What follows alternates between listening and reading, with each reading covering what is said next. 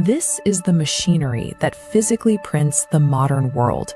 It weighs 180 tons, costs hundreds of millions of dollars, and requires 3 Boeing 747s just to transport a single unit. Nearly 2/3 of the cutting-edge components driving global commerce and defense rely on a singular route. The machines are built in the Netherlands, but the actual manufacturing is concentrated almost entirely on the island of Taiwan.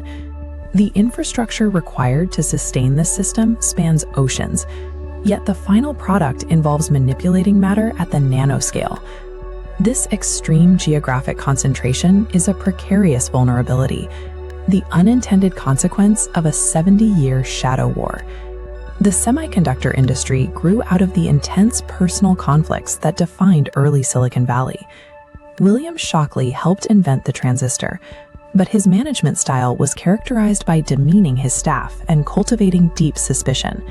His paranoia eventually escalated to a point where he demanded his own researchers submit to polygraph tests to prove their loyalty. This broke the team apart. 8 of his top researchers, the traitorous 8, walked out to launch Fairchild Semiconductor. This initial mutiny hardwired a culture of corporate defection and ruthless competition into the technology's foundation. As the Cold War escalated, the Soviet Union recognized they were falling behind in the technological arms race. They needed a domestic supply of microprocessors to keep pace. Their solution was Zelenograd, a massive planned city constructed on the outskirts of Moscow to replicate the American tech ecosystem. To jumpstart the project, the Soviets relied on Joel Barr and Alfred Sarant, 2 American engineers and members of the Rosenberg spy ring who defected across the Iron Curtain. But the defectors ran into a physical bottleneck. While smuggling individual American chips to reverse engineer was relatively easy, the massive fabrication machines needed to mass produce them remained out of reach.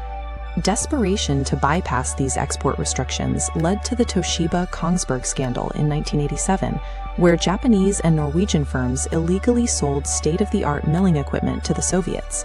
This hardware allowed the Soviet Navy to manufacture significantly quieter submarine propellers, directly compromising American national security. Control over the manufacturing infrastructure proved more decisive than the intellectual property of the chip itself. By the 1980s, the primary concern had shifted to Japanese manufacturing dominance. Japanese firms were heavily outspending American companies and flooding the market with cheap memory chips. The United States retaliated in 1986 by forcing an agreement to curb Japanese imports and guarantee a domestic market share for American producers. Yet inside companies like Intel, executives realized that tariffs would not solve the underlying problem. They were losing the ability to manufacture hardware at the bleeding edge.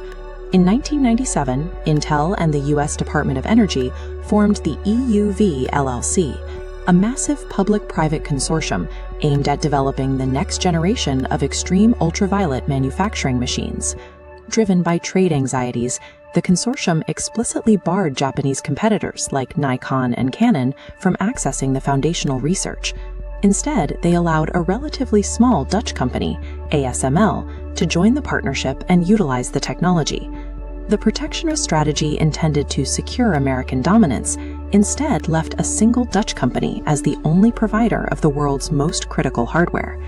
The engineering required for extreme ultraviolet lithography is punishing.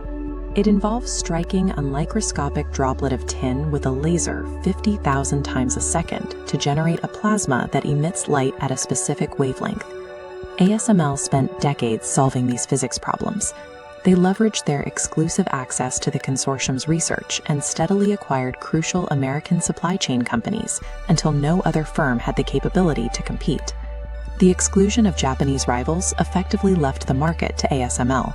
By the time the technology matured, the Dutch firm had acquired the necessary suppliers to secure a total monopoly on high-end lithography.